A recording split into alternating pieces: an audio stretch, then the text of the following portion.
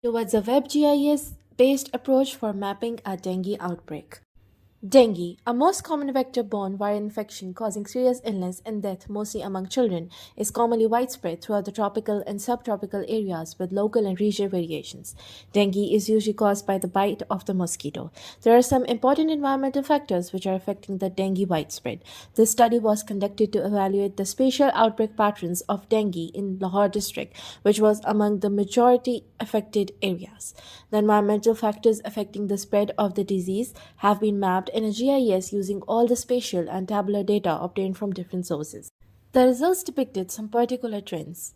Areas with high population density were found to be more infected for the simple reason of lack of hygiene measures and water accumulation on the unpaved roads. Some posh areas, although with comparatively low population density, were also found to be infected from dengue due to the reason that they mostly had lawns and swimming pools in their houses, which are the most active breeding sites of the mosquitoes. The study was conducted with the use of remote sensing and GIS. A combination of remote sensing and GIS has proved to be very useful in the epidemic control.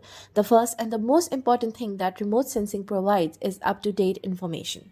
A number of environmental factors, which were playing a key role in this study, are related to the public health concerns are observable through remote sensing data. For instance, air quality, water quality, thermal values, different algal species, pollutants, etc. A part of the used data in this research has been taken from the satellite imagery so that we may get the data for the desired duration to figure out the cause behind the dengue widespread. On the other hand, GIS in combination with the remote sensing has increased the usefulness of computer-aided systems for risk mapping of different epidemics. Methodology and framework. The methodology in this was first of all collecting the data. After the data acquisition, which was collected through remotely sensed data, which was in the form of satellite images, meteorological data, which was taken from the Meteorological Department of Pakistan, census data, which was taken from Punjab Development Statistics, epidemiological data, which was taken from World Health Organization. After that, data was extracted, which was then processed, in which importing data in ArcGIS took place. It is a software for developing geodatabase and performing spatial analysis on the data for disease outbreak trends. After that, development of web-based GIS model took place. The processed data was visualized and it was put into a COPP-GIS model, which is a collaborative public participatory geographic information system. From that, synchronous way and asynchronous way was taken out.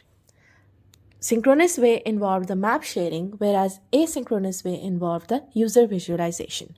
With the help of this framework, this study took place and the results were found out.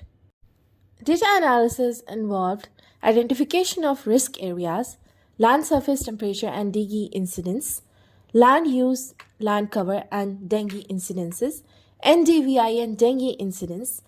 An NDVI map has been generated from Landsat TM satellite imagery. The built-up area was shown as dark patches, whereas the vegetation was depicted as bright patches. Population density and dengue incidences, another type of ancillary data which can be rated as secondary data that can help us in mapping the patterns of dengue incidence and find out the causes of such a spread pattern is population density data. The population density data was obtained from PDS. The Excel data was then brought into GIS for further extraction of data. And towards the end, specification of high-risk areas was also found out.